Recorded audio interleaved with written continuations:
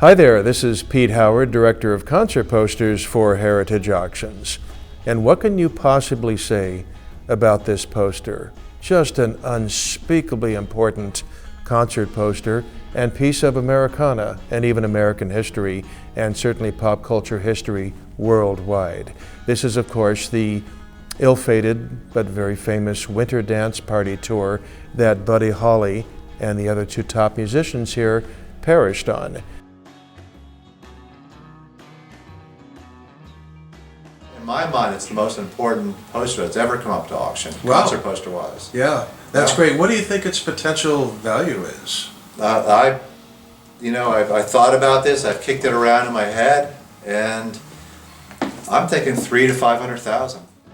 And it was a very short tour because the plane crash happened halfway through the tour, and we've sold one before from a show that happened, but this poster represents, in the words of Don McLean in American Pie, this is the day the music died. It very well could be a one-of-a-kind artifact, and it just, its history just is just incredible and just so rich. It's an amazing, amazing piece, and I dare say we will never see another one.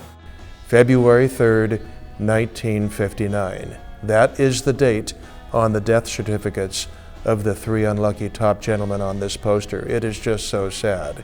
And this is the only one known, and the story behind it is just amazing. It was found on the street, having fallen from a telephone pole, a day or two after the show in Moorhead, and picked up by a maintenance man who just recognized some of the tragic element to it and took it home and just put it in a closet, and there it sat for half a century or more. Your mind almost can't fathom that this couldn't be real. But yes, it is real. Yeah. And that's when you know something's, something that's amazing. If you saw something like a Beatles, like a Quarryman or something like that, your mind is just like, you've never seen one, so it's like you just dismiss it. It's an automatic, like, default measure. But this is real as rain in my mind. It's just so, it's so special that whoever has it, it's like, I just think the value will just grow and grow and grow. It's got a strong resemblance to the Hank Williams concert poster from Canton, Ohio we sold, which set a world record at the time. And it was a show that Hank didn't make it to, and of course this is the show that Buddy Holly and the Big Bopper and Ritchie Valens did not make it to. It's arguably simply the best and most valuable concert poster ever. If you had to have like a concert poster, that just, represented, the end of an era and, something to, the day the music died, like, this is that. It doesn't dance around it, it is that. Feb 3rd. It's why this came, Feb 3rd, 1959. That's how that phrase came to be.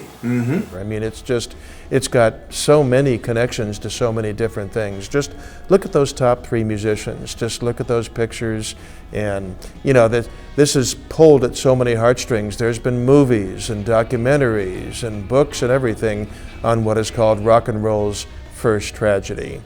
Notice the venue information written up top in that red grease pen there. Just, the Moorhead Armory, of course, just February 3rd. You didn't need the year on there. This was created to last just a couple of weeks or a few weeks, goodness. And then 7:30 and 9:32 shows.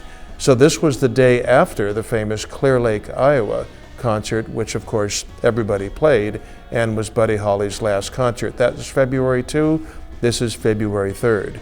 And the plane took off with really adverse weather conditions and went down after midnight, perhaps around 1 a.m., and thus you have the date on the poster that is the official day of death for these musicians. It's sad to say, but that poster was hanging up as that plane was in the air and went down. It was advertising that night up on a pole, somewhere in Moorhead, Minnesota, this little innocent town and stuff. As I said, we sold one from, this is a tour blank, so the top part was left blank and each gig's information was put in by the local promoter. And we did sell one from Mankato, Minnesota a couple of years ago, and that show took place about a week before this, and we sold it for $125,000. So obviously it's a very respected poster. The day the music died, we could get 2, 3, or 4 times that much. In fact, Heritage's lead auctioneer, Mike Sadler, saw this in person the first time I showed it to him, and he just stared at it and said, "This is a $500,000 to $1 million poster." I mean, it's so special and so poignant and such a part of American history. As I said, it's the only one known. How many could they have made? You know, it's just a town of 25,000, Moorhead, Minnesota, a couple dozen or whatever, and then how many got chewed up by the ice, sleet, and snow in the dead of winter in Minnesota? Moorhead, Minnesota. It's like, was there a local printer or something? I mean, was there? Oh. You know, it's just like, I mean, it's just like I said. Maybe people just, it was just that simple to write. You know, everybody knew where the armory was. They just put the time down there. I mean, it wasn't a huge area. It was a very, very small area, sort of a nondescript area, and that's what makes it just even more incredible that something like that survived. I mean, that was February. Can you imagine? I mean, February in Moorhead, Minnesota. Oh, how cold! I mean, just the cold and the fact that poster got, if it had stayed out another night or whatever, it would have just been part of the landfill. Mm-hmm.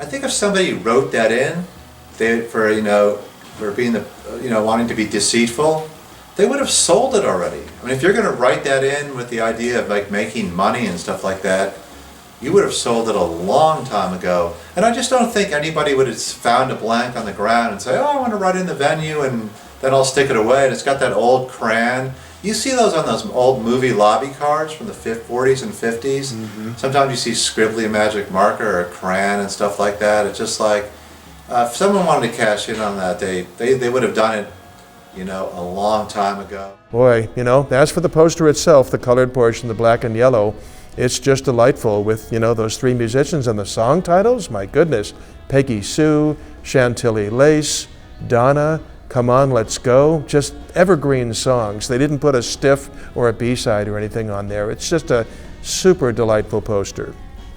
So I spent a lot of time writing it up, and we show you a lot of pictures.